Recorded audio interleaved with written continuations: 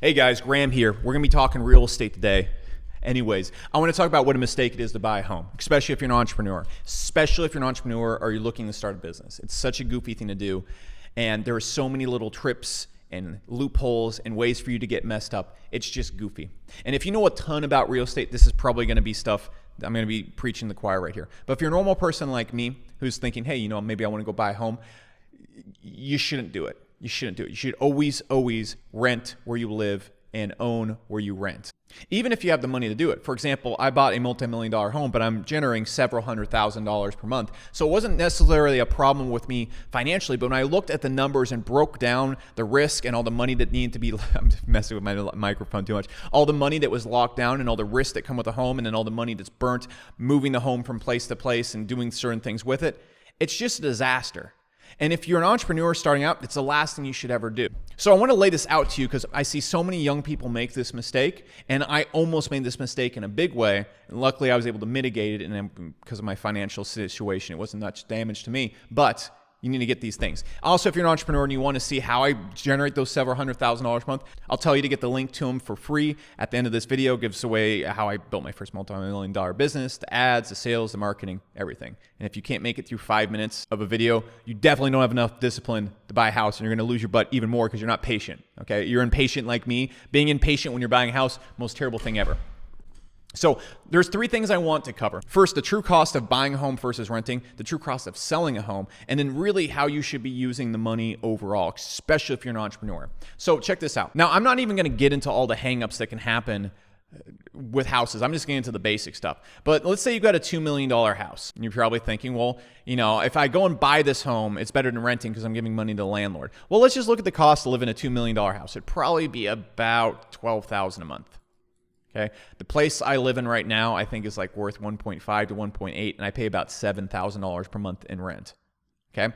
So weighing that off right now, you think, oh, Alex is losing $7,000 per month. But if you go and get a loan to buy a home like most people do, what you're going to need to do first off is you're going to be paying about $43,000 per year in Texas in property tax. And you're going to be paying about $60,000 a year on a 3% interest rate loan. On a house like this, you're going to at least probably be spending about $20,000 a year in repairs, if that. So right off the gate right here, I'm spending about $120,000 a year, about $10,000 per month, just in hard cost, before I'm even paying parts of the mortgage. So you're losing nearly the same amount when you're renting and owning.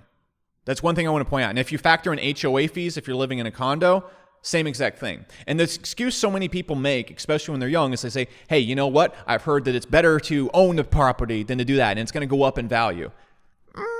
Not always the case. Not always the case, especially if you want to put the money elsewhere. I'll talk about how we're going to invest the money here in a second. It's much better. But the other thing you need to understand is that one of the biggest risks when you hit a home is that it really takes away your ability to move quickly. And when you're a beginner entrepreneur or starting up as an entrepreneur, or you're just an entrepreneur in general and you want to take risk.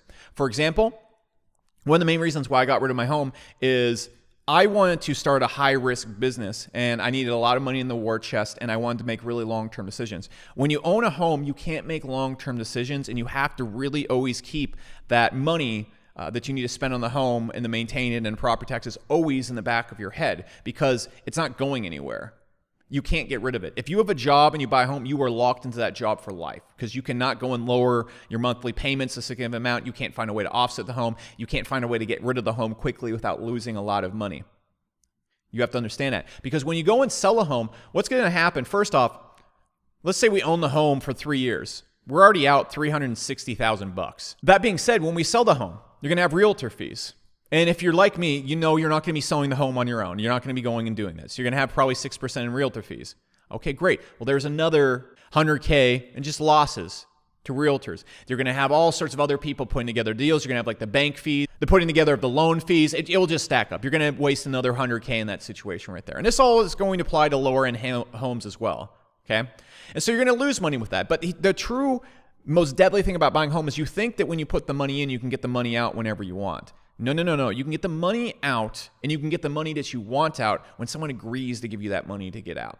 So, for example, I just want to get rid of my home really quickly. I'm like, okay, we're just going to flip it and whatever. And it's been like 2 years, so it's going to appreciate. No. There's all sorts of things that happen with your home. First off, a lot of homes don't go up in value. A lot of homes keep the same value. But in order for it to go up in value, someone has to agree that it's gone up in value. If you want to get rid of your home quickly, usually what's going to happen is if it doesn't sell in the first week, the value is going to go down, and you have to wait for the person that really sees the value in the home. People are going to look for the perfect house. And so what's going to happen is if you want to get the money out, you're usually going to have to wait months to sell your home. That locks you down. Say you want to move, say you're tired of living in a place, you're just stuck there.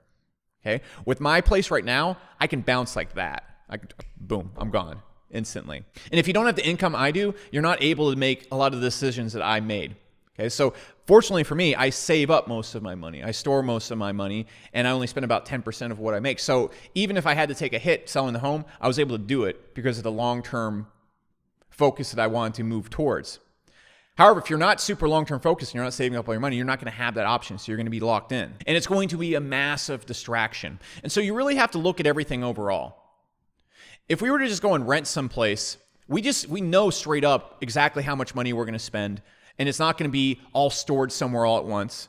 And we know exactly what's going to happen over the next year, the next 2 years, and we can leave at any time. We're not hooked in anything. We're not hooked in any disadvantages. There's no risk. There's no distractions. There's no anything.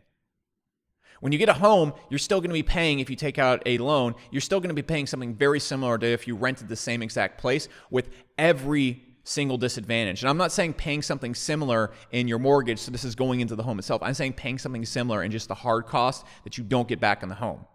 And so even if you're paying a little bit less on the mortgage, and when you factor in property taxes, even if you're paying a little bit less, it's still better to do this. It's still better to do this, and there's a few reasons why. First off, everything I just broke down.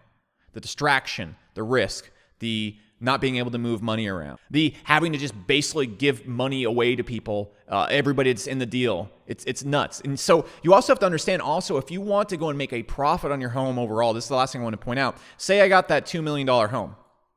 Okay. Every single year, I'm losing like $100,000 on this thing. So in order for me to make a profit on this home, really it's going to have to go up substantially in value. It's going to have to go up to about 2.4 million over a set amount of time. But with your home aging, with other things coming into it, that's not always going to happen, especially in a shorter time frame. So you're just going to lose this money right here. And so it just, again, owning where you live is just goof troopery. It's goof troopery. What you should do, all right, let's say you're going to get a $2 million home or whatever home you want to get to. This is a shed in California. And you were going to put $400,000 down. What you should do is this. So you can get the best of both worlds. So you don't want to go put this money down, and plus all the extra money you're going to lose with a home is just bonkers. What you should be doing is go take this money and buy a $400,000 rental property. Let's just say you get like an 8% return. Okay, great. You're going to be making $32,000 a year passively. Then you could go and get some place that's probably worth the same amount as this home and live there for, I don't know, $7,000 a month. A bomb place that's really great. And what's going to happen right there is that rent is almost cut in half because of this, and you don't have any unpredictable bills coming in. So you have this $400,000 stored, and in a place where if you want to get rid of it, you can get rid of it without changing your living situation. Much easier, much easier. And so we're really only paying $3,800 a month in rent. And I realize these are big numbers. I'm just looking at numbers that like I would look at. That also being said, when you do something like this and you don't have this massive amount of money coming out, this allows you to be much more flexible with your business and allows you to really focus on building up a war bank. So, for example, with my business, I didn't go and buy a rental property. I just said, I don't want to have this distraction in my life. I don't want to have this loss of money for no reason. I'd rather just go live somewhere where everything's predictable, because then I can take this money out and put it into the war chest of my company. I would much rather have, for example, $400,000 in my company than locked into a rental property, because I've turned $6,000 when I got out of the military into tens of millions of dollars. And so it's way better for me to just store that in my company and use that to make long-term decisions. See, where you want to keep your money at, in my opinion, is a place that gives you leverage and strength. If you don't have a lot of money in the war chest of your company, you can't make long-term decisions. So you have to make short-term decisions that aren't good for your customer, that aren't good for your business, and aren't good for you. So, for example, with my home, I was running a business that I didn't really enjoy. I didn't really enjoy running a make money online business. I wanted to go pure SaaS and only focus on my business. But this involved me saying, hey, I'm going to work in a business that it's not going to pay me for 1 to 2 years. And the last thing I want is this multi-million-dollar anchor on me in case I have to make a long-term decision or in case I have to just basically live clean for a little bit. I can't change my monthly rates. I can't change my monthly cost of living, and I can't move this money around if I need it. It's just a complete disaster. And so if you're an entrepreneur, what you should consider doing is one of those two things. Don't keep your money stored in a property. But if you're one of the people building passive income or something like that, it's far better to go and get, for example, a rental property and then use that to pay your rent because this money is stored right here. But again, with rental properties, you're going to get the same tax and annoyances and all the things that come with it. So you should really be buying rental properties in cash first off if you're looking to just make a profit from them. But again, it's still a colossal, it's annoying. It's annoying. What you should be doing as an entrepreneur is you should be you should be renting, because money comes out slowly then. You're still going to lose money just like if you're owning a house, but it comes out predictably and slowly, and you can adjust it very quickly. Your life is going to be very unpredictable as an entrepreneur. Last thing you want is an anchor. What you want to do if you're thinking about buying a home is buy a home after you've exited your company. Buy the home completely in cash, no matter what. You never, ever take a mortgage. Buy a home completely in cash.